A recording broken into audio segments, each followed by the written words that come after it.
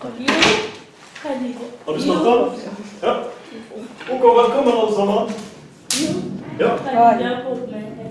Khadija kommer etterpå. Ja. Og hun sender en melding om hvor vi er, så hun finner oss. 3. Ja. Velkommen alle sammen til denne gjennomgangen av matematikk fra 1. til 10. klasse, at man skulle ha lært. Egentlig, vet dere hvor mange matematikktimer man har fra 1. til 10. klasse? Hva?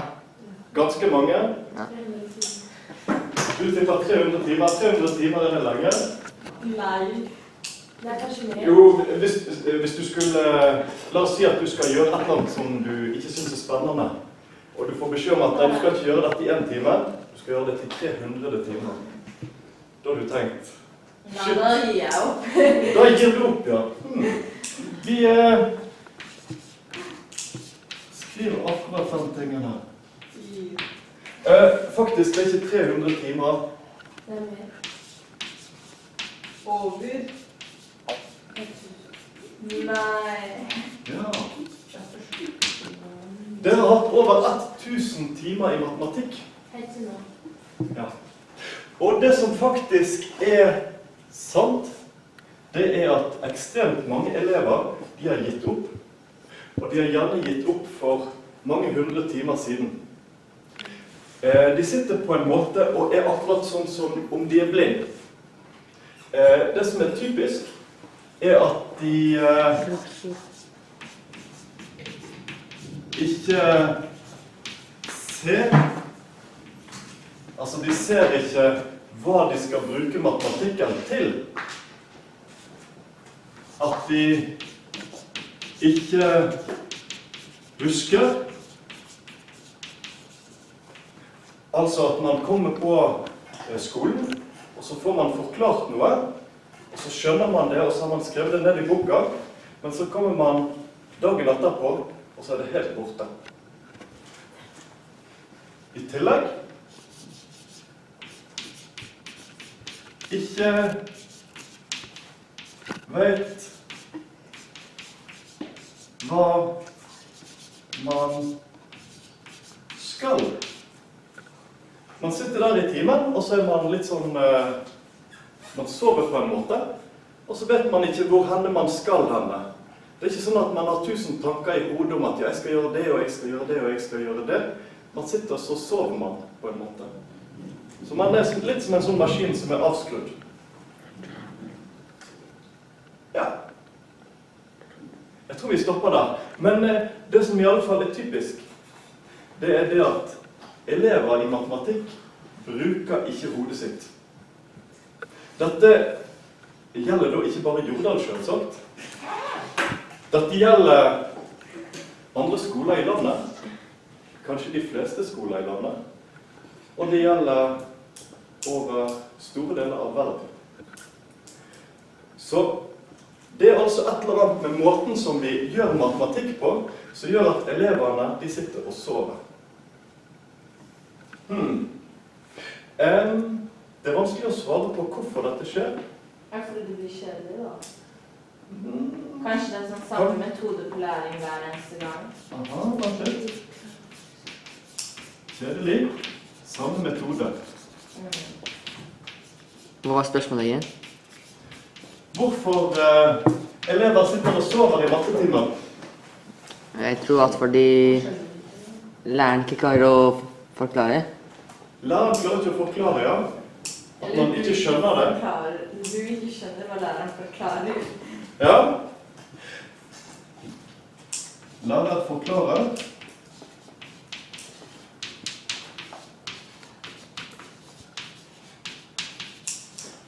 Men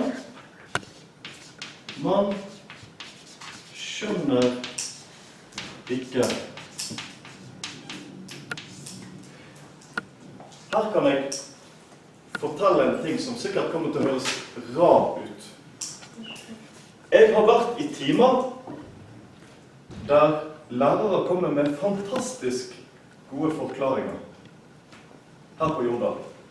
Lærere som kan vise hvordan ting henger sammen, og har et eksempel på hvordan man bruker det i praksis, hvorfor dette er viktig i verden. Men elevene sitter og skjønner det ikke likevel. Hvorfor det?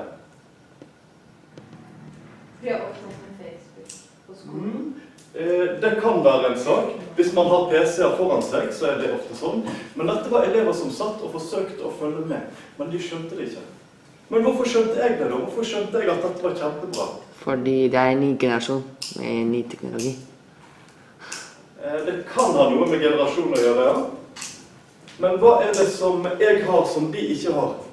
Matteerfaring. Hva slags matteerfaring? Alt fra 1. klasse til 10. klasse. Ja, men det var ikke matematikken som de manglet kanskje, men... Du satset på matematikk mye? Ja, jeg satset... Nei, jeg skal ikke lyge. Jeg satset ikke mye på matematikk. Nei, men det er en forskjell. Du liker matte?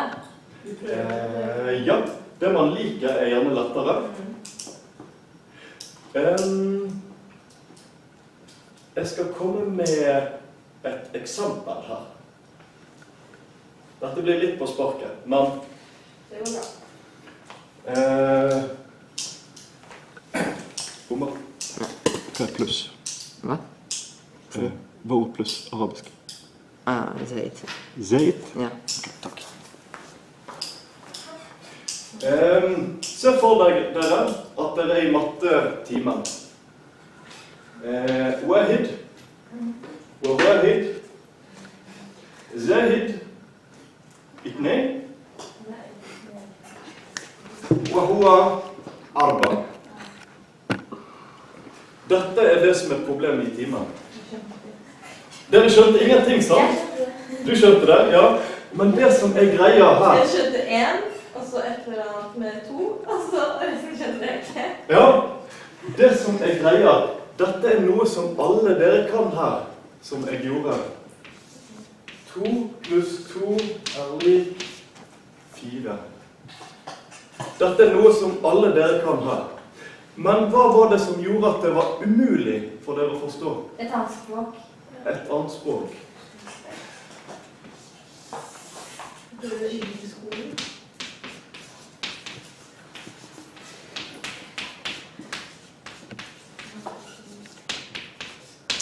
Yes.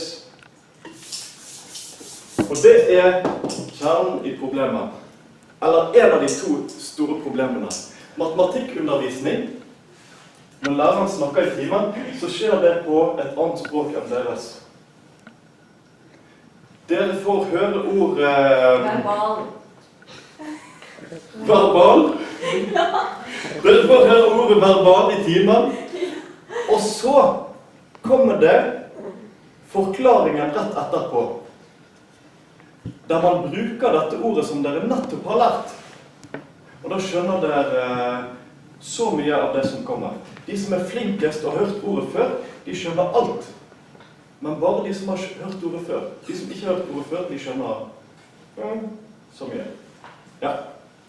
En kompis av meg, veldig smart kar, han satt på forelesning i Egypt. Og han skjønte ingenting. Og dette er en dritintelligent fyr som jobber veldig, veldig hardt. Det ga ikke mening det som de snakket om i det hele tatt. Etter en time så gikk han ut av timen, og så snakket han med de andre som hadde vært i klassen. Det de hadde diskutert, det var brannsikkerhet. Når det begynner å brenne, må man gå ut døra. Hvis det begynner å brenne, kan man bruke brannslukkingsapparat. Sånne ting som man kan, og man har kunnet i mange år. Men selv om du er intelligent, og selv om du liker det du skal holde på med, og selv om du prøver steinhardt, så er det umulig, fordi at det foregår på et annet språk.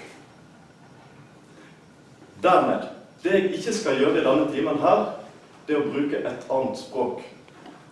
Jeg håper ingen mattelærere ser dette, for det at i mattetimene når man skal fortelle hva dette er for noe, så får man vite at man skal si det at dette er 2 som blir addert med 2, og at summen av dette er 4.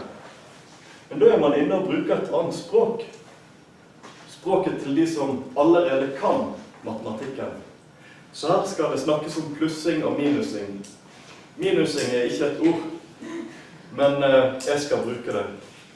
Men til de av dere som skal ha matematikk på videregående, og det er vel egentlig alle, så lær dere disse ordene addisjon og subtraksjon og dette. Men det som er viktig, lær dere matematikken først. For at det er matematikken dere skal kunne. Så kan dere heller brife med addisjon senere. Ok, det var det første poenget. Det foregår på et annet språk.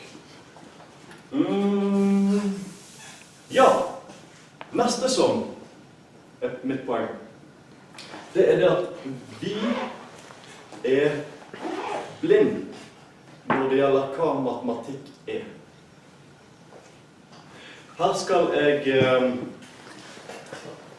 si noe som ikke er basert på forskning eller hva som står i lærebøkene, men hva som er min personlige mening.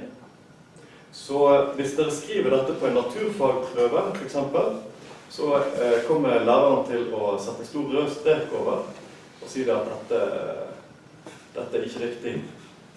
Grunnen til at jeg sier det likevel, er det at her har jeg et poeng, og her er noe som jeg skal lære dere. Hva er sansene som vi har? Hvilke sanser har vi? De 5 sansene. Ja, det er 6, men hva er de 5 sansene som du kan? Ja. Se. Høre. Se. Lukte. Føle. Ja. Lukte. Føle. Da 4. Nei. Smake. Ja. Smake, ja. Aha. Skal vi se. Hva er den 6. sansen heter?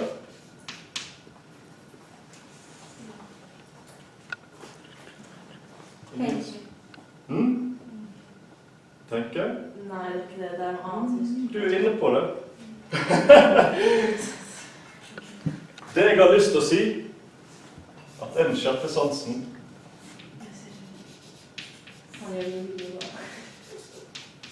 Matte? Nei. Matematikk. Ja. 6. sansen er matematikk. Fordi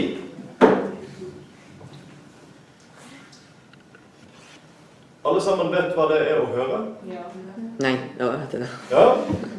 Å se, og lukte, og føle, og smake. Men hva er egentlig matematikk?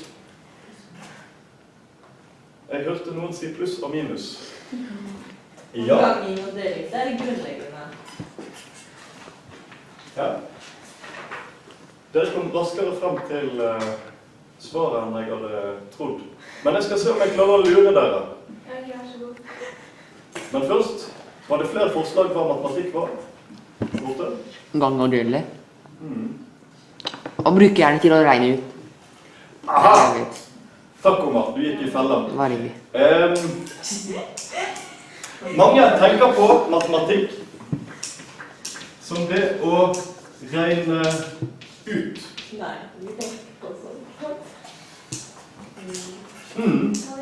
Men hvis matematikk bare var det å regne ut, så hadde matematikk vært så enkelt at ja. Det hadde egentlig vært like enkelt som å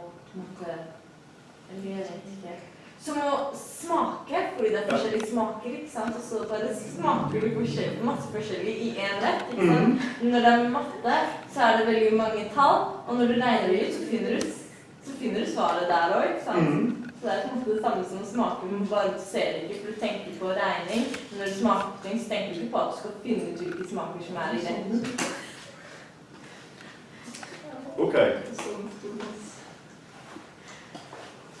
Det Shadia nå snakker om, er at disse tingene her er noe som skjer automatisk.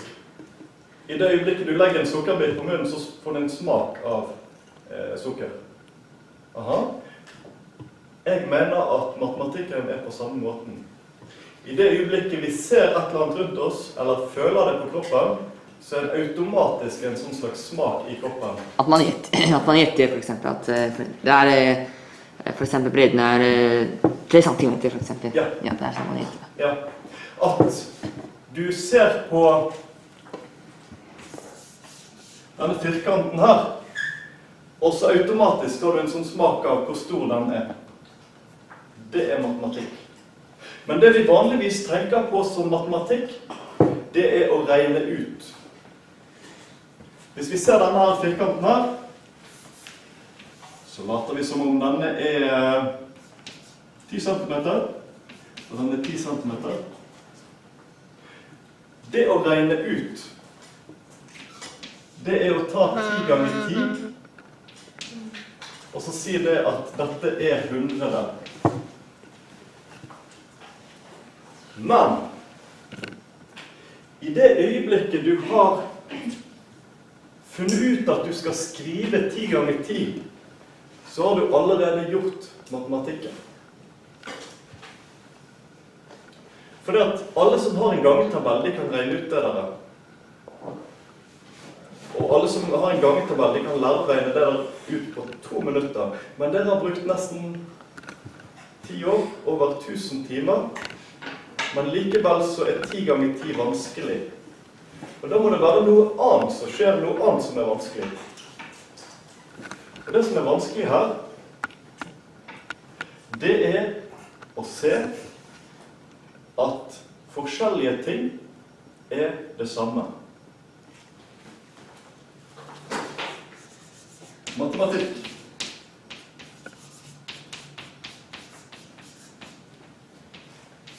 Å se at forskjellige ting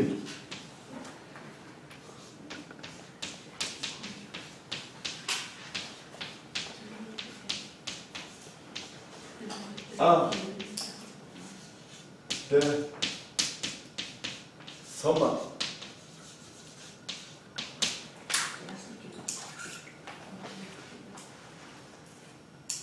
Denne streken her, det handler om hvor lang en ting er.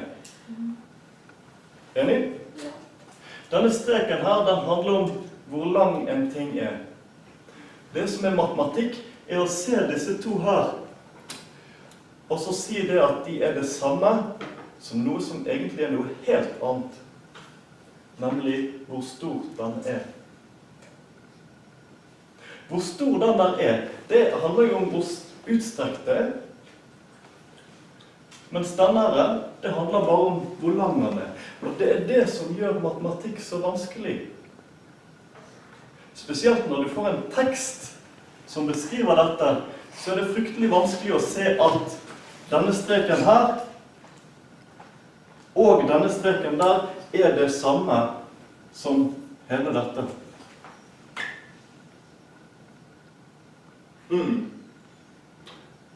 Så derfor skal vi begynne der og finne ut hvilke ting som er det samme.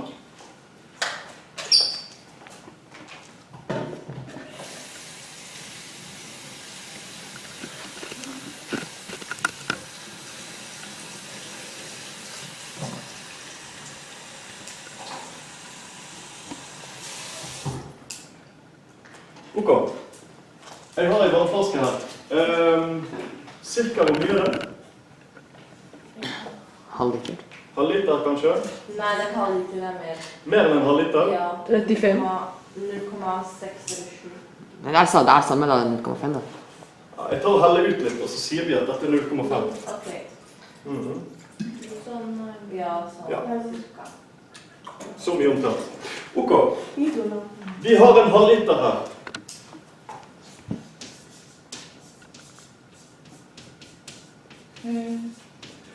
Hva er det den er det samme som? Den er 0,5, ja.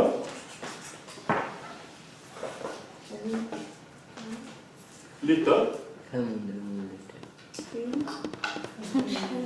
Ja. Se her, nå skal jeg gjøre noe. Denne halvliteren her,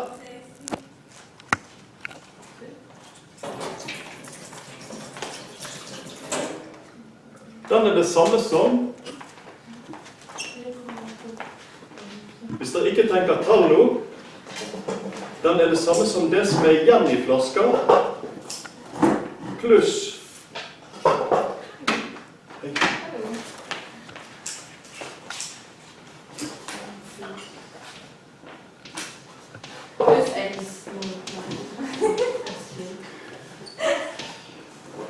det er resten av det som er igjen i flaska, pluss X eller Y.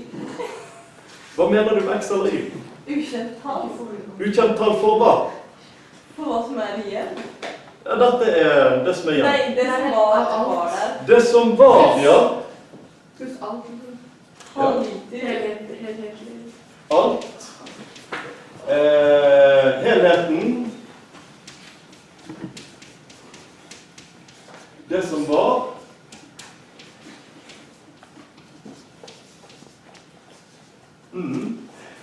Halvliteren, det er alt som var, altså helheten.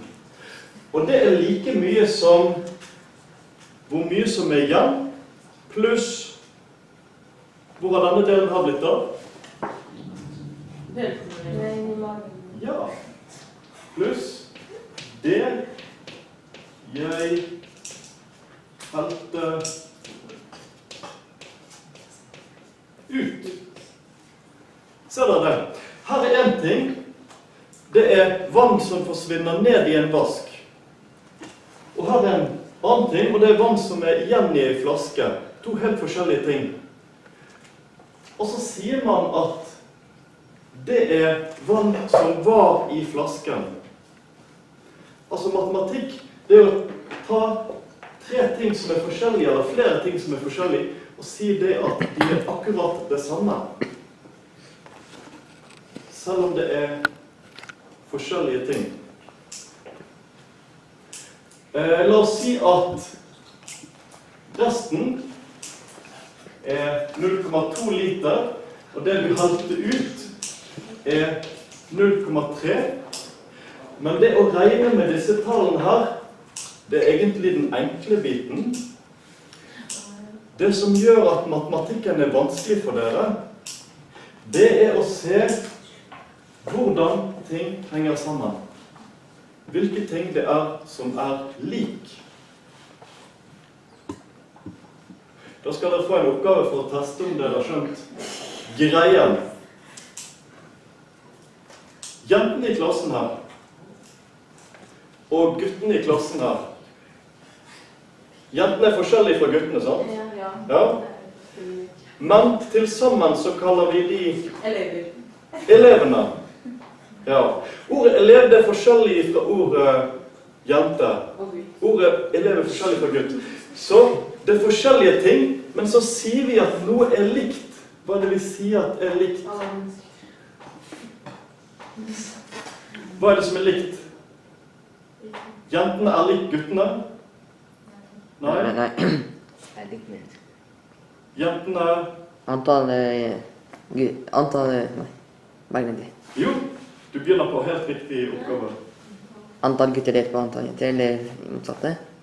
Hvorfor delt på? For å finne ut prosent, eller... Aha, da kan man finne ut prosenten, ja.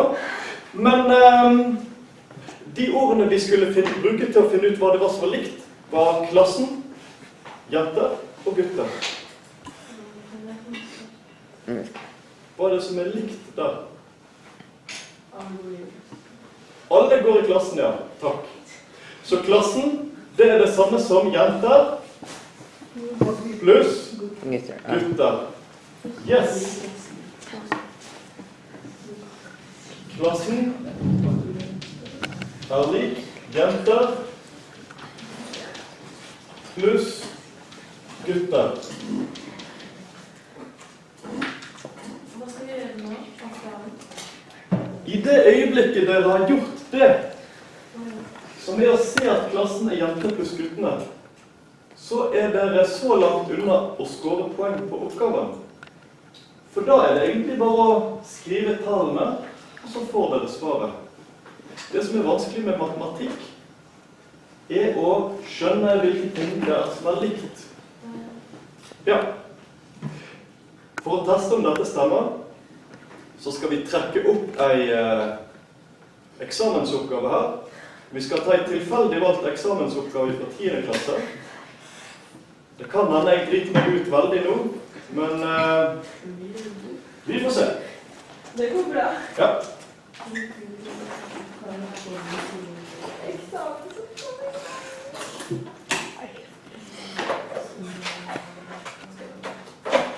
Hvis du trekker en tilfeldig eksamen, dette er eksamen fra... Nei, bare ta en av oppgavene. Dette er alle fra 2009, inkludert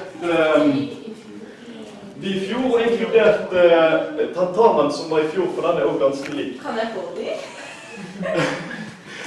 Vi skal se på etterpå hvorfor det er smart å få matematikken på plass før man begynner å regne eksamensoppgaver. Men si et sidetall, Vinto.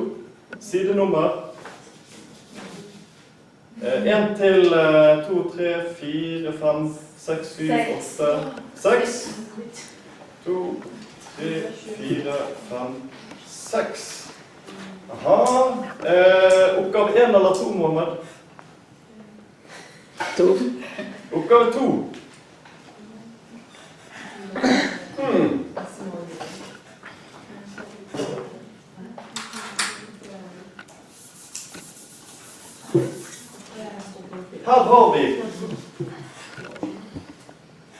Her har vi 5 planker. Og de er 506 centimeter, 353 centimeter, 422 centimeter, 487 centimeter, 309 centimeter. Så står det, de koster 9 kroner og 95 per meter.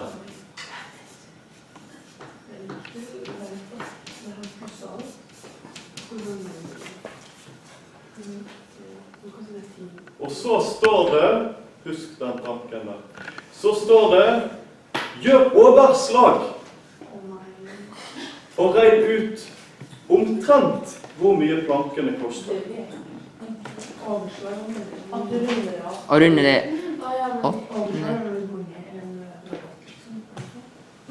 Hvis det var kommet at man gjør det til cirka. Cirka, ja. Hva er cirka dette? 500. Nei, 510.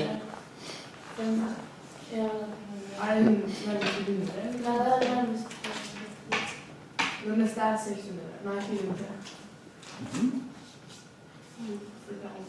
400. Den er 400. 400. 500. Den er 500. Og 300. 300. Og den er 300.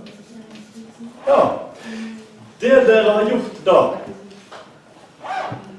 det er det at dere har sagt at dette er dette.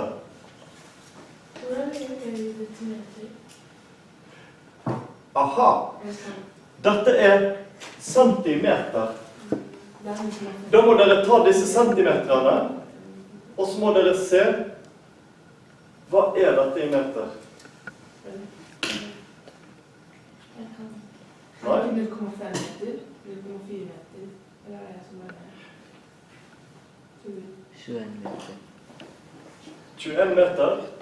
Nei, Hvordan har du tenkt? Vent da. Hvor mange centimeter er det i en meter? 100. 100, ja. 100.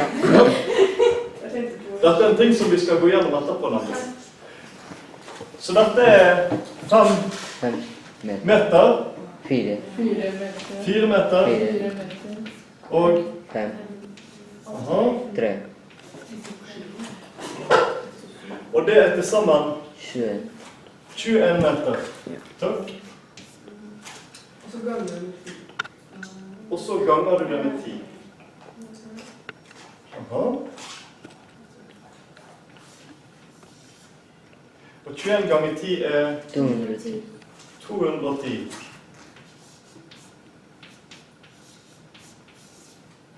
Bra. Helt riktig svar. Ja, jeg skal bare akkurat fortelle dette poenget først. I matematikken nå, mens vi forklarte dette,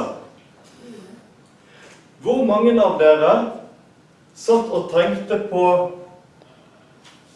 eller satt og hørte, at de andre elevene sa det at tallet 506 er lik tallet 500 der, tallet 353 er lik tallet 400, og så videre. Og så at man tok tallet 500 er lik 5, tallet 400 er lik 4, og så at disse tallene her er lik 21, og... Skal det ikke være 2100?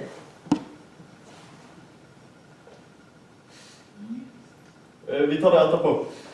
Men hvorfor? Jeg vet ikke, hva er plusset? 21 meter, 10 kroner meteren. Du skal bare legge seg en ekstra null, siden 10 har en null. Ja. Så det blir 210, så det er riktig. Korrekt. Men i alle fall, hvor mange av dere var det som bare hørte et tall som ble til et annet tall, som ble til et annet tall, som ble til et annet tall? Ja, samme er det jeg hører.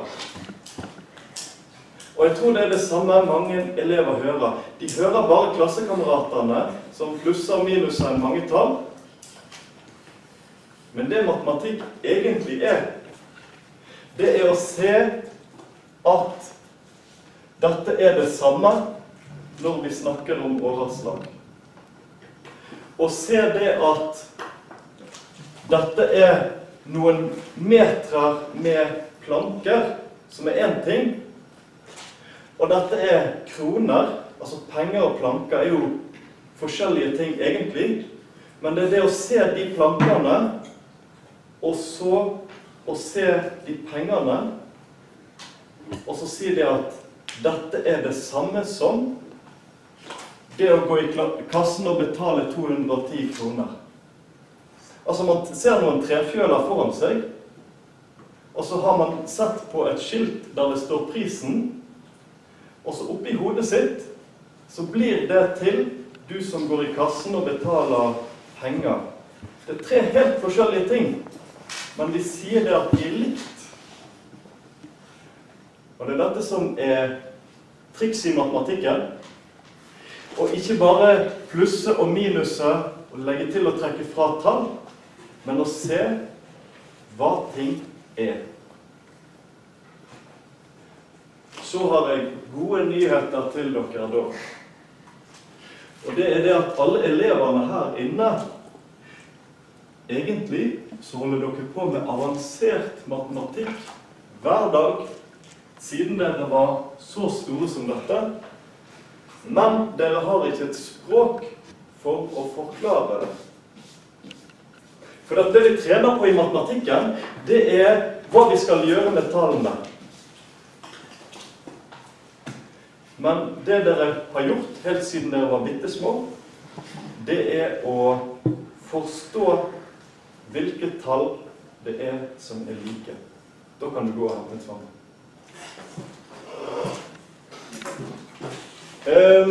Ja, da skal jeg vente med å viske ut til svampen kommer. Aller først. Er det noen av dere som er på Facebook? Ja. Alle? Nei. En som ikke er? Hva? Du er på Facebook? Ja, hver dag. Ja. Hvordan er det med Facebook? Er det sånn at absolutt alle mennesker er der?